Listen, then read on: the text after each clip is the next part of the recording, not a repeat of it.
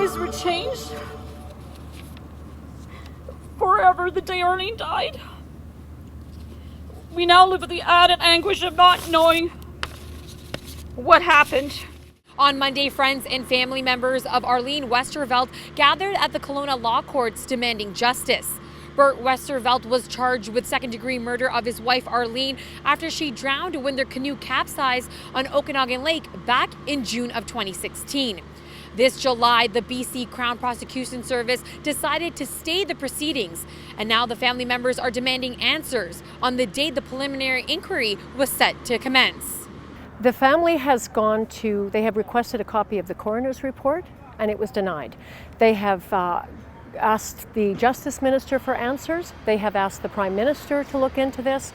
They have spoken to the Regional Crown Counsel. They've called the Deputy Crown Counsel. At every turn, doors have been closed, and they have been simply told, "We can't tell you." When I heard this, I didn't even understand what state the charges meant. I had to ask the Crown. I was absolutely shocked. I almost fell off my chair. And it was like I had to relive her death all over again. It was the same reaction that I had the day that I heard she died.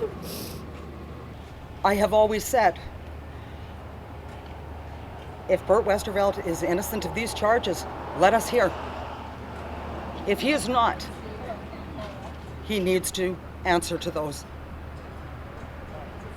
He needs to answer. I'm not God. That's what the court system is for. That's why we were going to trial. We were going to enter into a five-week trial, and that's what we were hoping for, justice, whatever that might look like.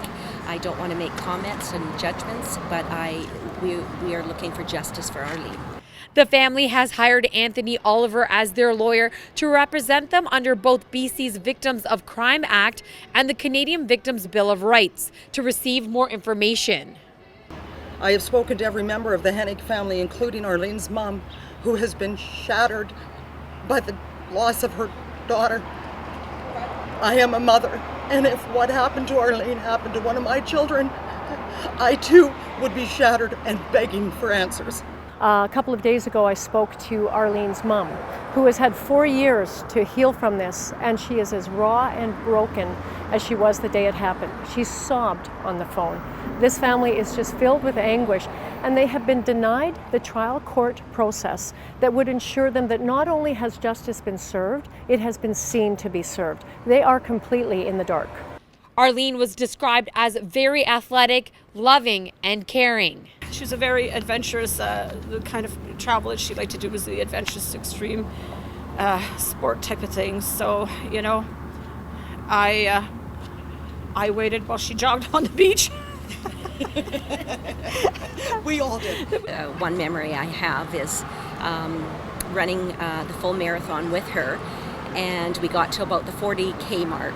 And she got an injury, and she says, "Kathy, you go on, just go on." I said, "No, I'm here for you. We've made it this far, and I'm here for you. I'm not leaving you." And we crossed the finish line. She stretched a little bit, crossed the finish line. So I was here for Arlene, or there for Arlene when we ran our marathon, and she got injured.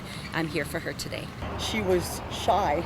She was what would probably be perceived as insecure, and she'd have no reason to be. She was never the center of attention. I don't think she truly knew the extent of her beauty and her worth. The crowd wore Arlene's favorite color, purple, and butterflies were spotted as they represent the soul. And the family believes every time they see a butterfly, it's Arlene. A butterfly this morning popped up on my Facebook memory page that I had posted 4 years ago. And I had captioned at the top, I wrote, "I never used to really pay attention to butterflies since Arlene died, but now I'm seeing them all the time. They're everywhere."